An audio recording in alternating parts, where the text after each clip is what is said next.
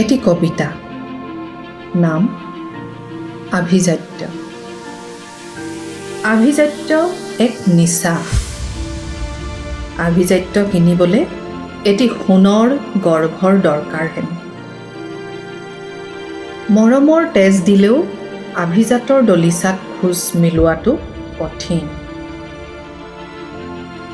তেজ দিলে টকা পায়, গতিকে কিনোতা বেচোতাৰ এই দুনিয়াত অভাৱ নাই।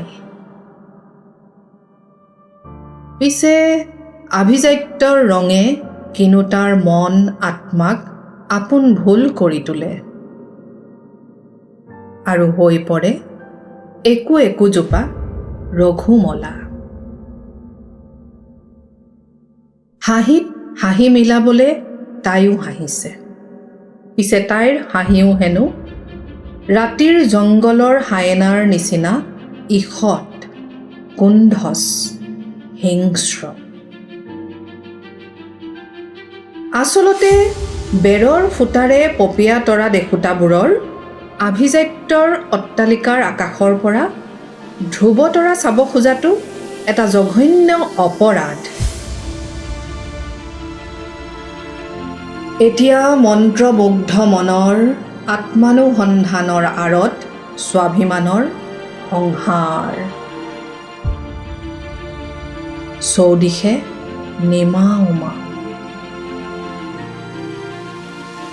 স্থিতপ্ৰজ্ঞতাৰ যুঁজত অস্থিৰতাৰ পিশাচৰ জয়। ক্ৰয় কৰা মৰমৰ বজাৰত মৰমৰ উমান আৰু দাম লগোৱাটো বৰ কঠিন। আভিজাত্যৰ সমাজত এতিয়া তাই এজনী বেশ্যা, এজনী কলংকিনী। মাতৃত্বৰ গৰ্ভকো য'ত দোষাৰোপ কৰা হ'ল। শিকলি লগোৱা শৰীৰক মৰীচিকাৰ পানীয়ে জানো পিপাসা কমাব পাৰে? পিছে ক'ৰবাত কোনোবাই কোৱা শুনিছিলে বেশ্যাকো হেনো ভাল পাব পাৰি। তেন্তে আছেনে কোনোবা দূৰণিৰ পাৰত অজান স্থানত হাতে হাত ধৰি ঘাটলৈ নিয়াৰ আঁৰত? স্বাধীনতাৰ উশাহ পোৱাৰ আছেনে কোনোবা সপোনৰ দেশ,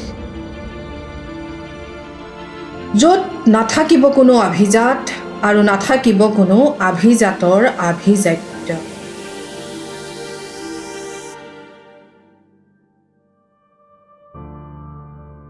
এক অনুভৱ।